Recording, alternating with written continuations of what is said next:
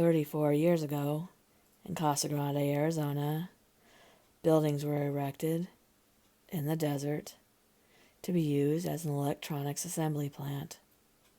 The buildings were made into 4 domes, one of which looks like a flying saucer. For some reason, those plans never went through, and to this day, the Casa Grande domes remain the skeletal remnants of a dream that never became a reality.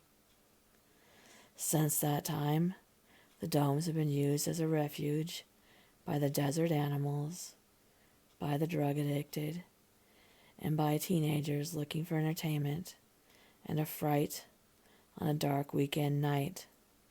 However, the most disturbing use of the Casa Grande domes are the satanic groups who are known to make live sacrifices to Satan.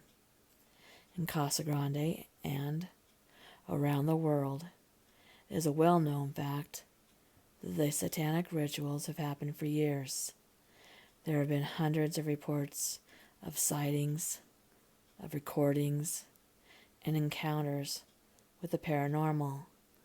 The police have been called many times to try and investigate what people have seen and heard.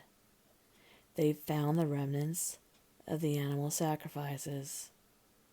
There are satanic priests on record as having been involved in these rituals to reach out to the darkest parts of the world, the spirit world. One missing persons report told the story of a group of teens who went to the domes to try their hand at amateur ghost hunting. They set up a camera in the dark, they lit candles, and they began asking the spirits of the dead who haunt the land to come forth and show themselves. The night was quiet and dark. There were no lights that could be seen for miles, just the faint light of the candles burning inside the graffiti-ridden domes. They began to hear a growling noise reverberate through the shallow shell, the remains of the dome-shaped room. It startled them, of course, but they continued on, encouraged by the idea that they might be in contact with the entities, or ghosts, or demons that now find themselves entrapped in the walls of this mysterious place. The growling became louder. The air was filled with the noise of it. Then, suddenly, they could hear voices and banging on the outside of the dome walls. One of the boys bravely went outside to look, to see who or what was outside. He took a flashlight and stepped out of the square-shaped door from the round-shaped dome, and there was nothing. No people, no banging, no animals, nothing. But he could still hear this commotion from inside the dome, as if the walls were reaching out and surrounding them with hundreds of voices. The voices, the sacrificed animals, the ones called up from the pits of hell, reaching out, filling the dome and their very own bodies with the noises seeping out of these walls. The teens immediately got up and ran out and into their vehicle. They left so fast that they forgot their camera. The next day, early in the morning light, some of the boys returned to fetch the camera, but it wasn't there.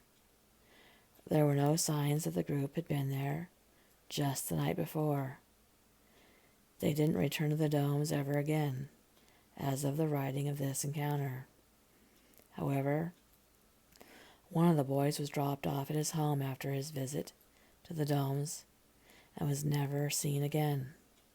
His parents claimed that he never entered their house that night, even though his friends insist that they did see him walk onto his porch. There has never been any signs of where he might have gone.